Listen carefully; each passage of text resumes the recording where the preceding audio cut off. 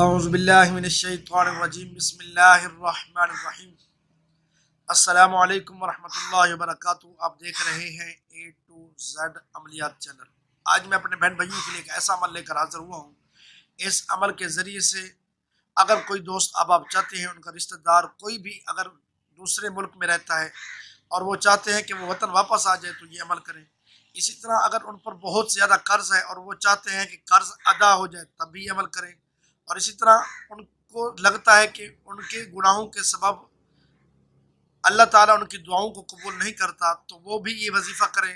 اور اسی طرح جن کے ہاں اولاد نہیں ہے اور وہ چاہتے ہیں کہ اللہ تعالیٰ ان کو اولاد کی نعمت سے نوازے تو وہ بھی یہ عمل کریں۔ انشاءاللہ العزیز ان تمام چیزوں کے لیے اللہ تعالیٰ کے کرم سے، چونکہ یہ وظیفہ حضور نبی کریم رؤوف الرحیم صلی اللہ علیہ وسلم نے خود بتایا، حضرت ابن عباس رضی اللہ تعالیٰ عنہ سے مروی ہے کہ کوئی بھی بندہ اگر چاہتا ہو کہ یہ تمام چیزیں اس کو حاصل ہوں تو وہ یہ عمل کرے۔ سب سے پہلے وضو کرے، وضو کرنے کے بعد الگ مکان میں، الگ کمرے میں، الگ جگہ نماز کے اوقات میں 4 رکعت نماز نفل کی نیت کرے اور نفل شروع کرے۔ نفل جب شروع کرے تو سب سے پہلے ثنا پڑھے، ثنا کے بعد سورہ فاتحہ پڑھے، سورہ فاتحہ کے بعد سورہ اخلاص کو پڑھے 3 بار، اور اس کے بعد لا حول ولا قوت الا باللہ العلی العظیم اس کو 70 مرتبہ پڑھنا ہے۔ تو اس کے بعد 1 رکعت کمپلیٹ ہوگی۔ اسی طرح دوسری رکعت کرنی ہے، 4 رکعت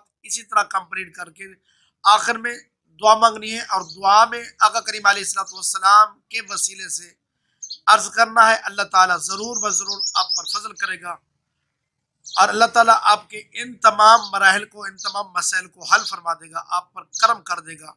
امید کرتا ہوں کہ آج کے میرا یہ بتایا ہوا عمل آپ کو پسند آیا ہوگا۔ اللہ تعالیٰ ہم سب کا بھی ناصر ہو۔ السلام علیکم۔